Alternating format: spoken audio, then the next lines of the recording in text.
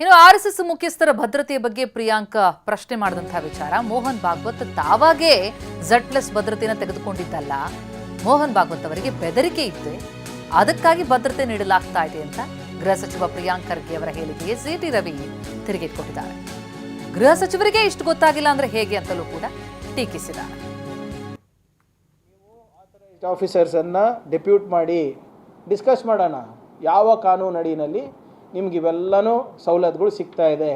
ನೀವು ಹೇಳ್ತೀರಲ್ಲ ಅಕೌಂಟೇಬಲ್ ಬೇಡ, ರಿಜಿಸ್ಟ್ರೇಷನ್ ಬೇಡ ಅಂತ, ಓಕೆ ಬೇಡ ಅಂತೀರ. Why is mister Mohan Bhagwat given advance security license security detailing?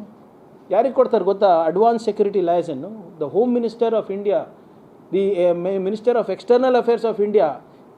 ಯಾವುದಾದ್ರೂ RSS ದುಡ್ಡು ಕಟ್ತಾ ಇದೆಯಾ? ಟ್ಯಾಕ್ಸ್ ಪೇಯರ್ಸ್ ಮನಿ ಅಲ್ವಾ, ನಿಮ್ಮ ದುಡ್ಡಿಂದ ಅಲ್ವಾ ಇವತ್ತು ಆಗ್ತಾ ಇರೋದು? ಜನರ ತೆರಿಗೆಯಿಂದ ಇವತ್ತು ಮೋಹನ್ ಭಾಗವತ್ ಅವರಿಗೆ ಸೆಕ್ಯೂರಿಟಿ ಕೊಡ್ತಾ ಇದ್ರೆ ಅದರದ್ದು ಅಕೌಂಟಬಿಲಿಟಿ ಆ ವ್ಯಕ್ತಿಗೆ, ಆ ಸಂಘಟನೆಗೆ ಇರಬೇಕಾ ಇರಬಾರ್ದಾ ತೀರ್ಮಾನ ನಾನು ನಿಮ್ಗೆ ಬಿಡ್ತೀನಿ. ನಿಮಗೆ ಸೆಕ್ಯೂರಿಟಿ ಅವ್ರು ತಗೊಂಡಿಲ್ಲ, ಅವ್ರಿಗೆ ಥ್ರೆಟ್ ಇದೆ ಅಂತ ಸರ್ಕಾರ ಕೊಟ್ಟಿದೆ. ಸಾಮಾನ್ಯ ನಾಗರಿಕನಿಗೂ ರಕ್ಷಣೆ ಕೊಡುವ ಜವಾಬ್ದಾರಿ ಸರ್ಕಾರದಿದೆ.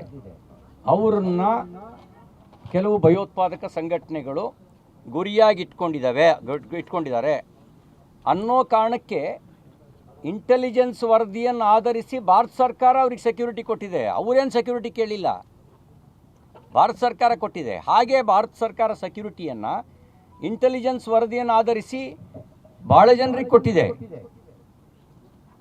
ಹೋಮ್ ಮಿನಿಸ್ಟ್ರಿಗೆ ಅದು ಅರ್ಥ ಆಗದೆ ಇದ್ದರೆ ಹೇಗೆ ನಿಭಾಯಿಸ್ತಾರೆ ಹೋಮ್ ಮಿನಿಸ್ಟರ್ ಆಗಿ? ಪ್ರಿಯಾಂಕ್ ಖರ್ಗೆ ಅವರಿಗೆ ತಿಳ್ಕೊಳ್ಬೇಕು ಅನ್ನೋ ಸಹಜ ಕುತೂಹಲ ಇದ್ದರೆ